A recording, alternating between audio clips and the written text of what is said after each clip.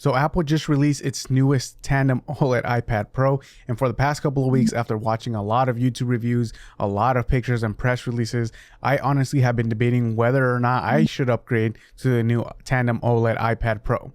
Now, I am currently using a tablet. I'm using the Samsung Galaxy A9 Plus.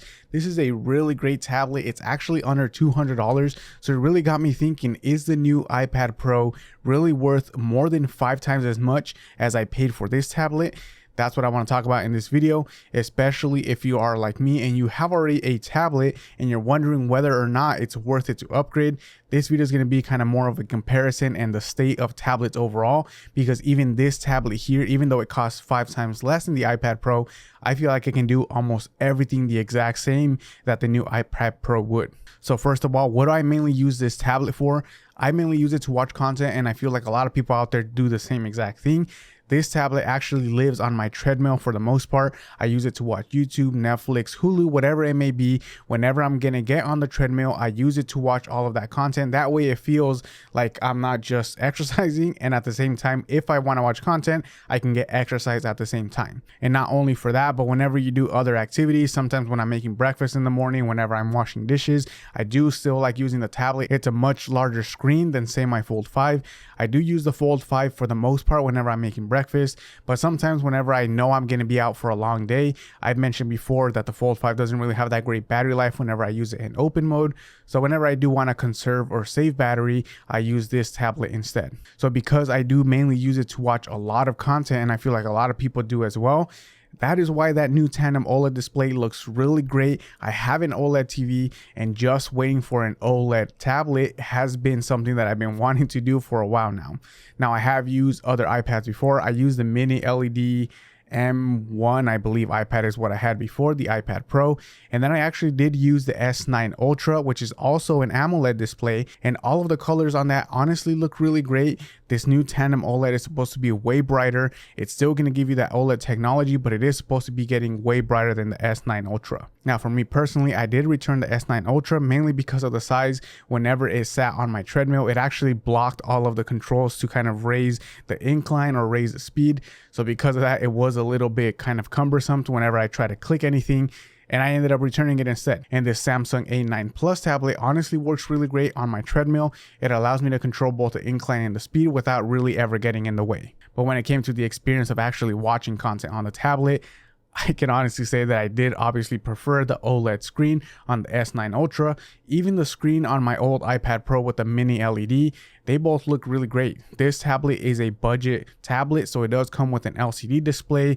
The blacks aren't really as dark. There's not really that much of a highlight. The brightness doesn't go as high. So the overall screen quality is going to be a lot less than that of, say, an iPad Pro, even one of the previous iPad Pros, or something like one of the flagship Samsung models.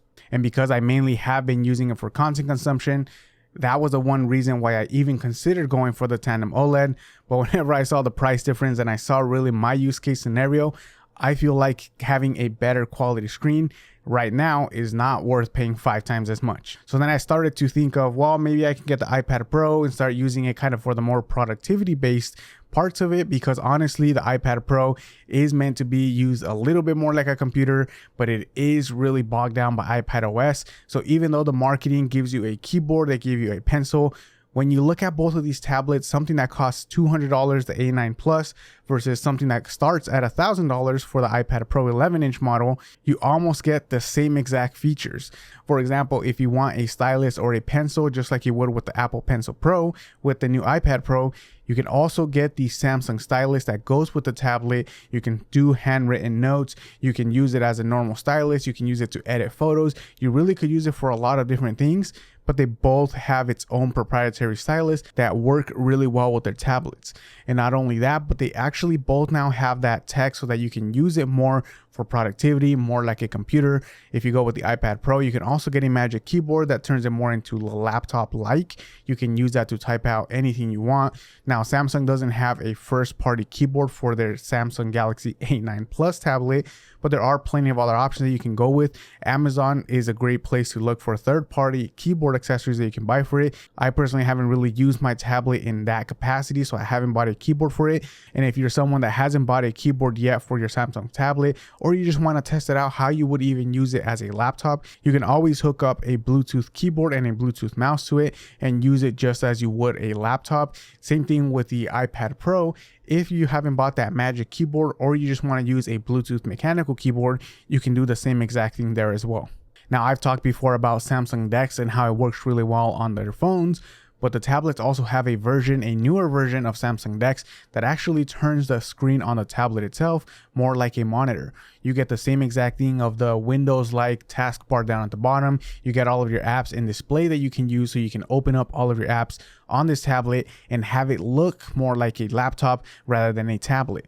Now, when you look at the iPad Pro, there's also that Stage Manager option. So if you want to use it a little bit more for productivity, have multiple windows open, or have kind of the actual windows rather than a full screen app open all the time, you can also do that with iPadOS now, the new iPadOS. But to me, Stage Manager just really isn't all the way there.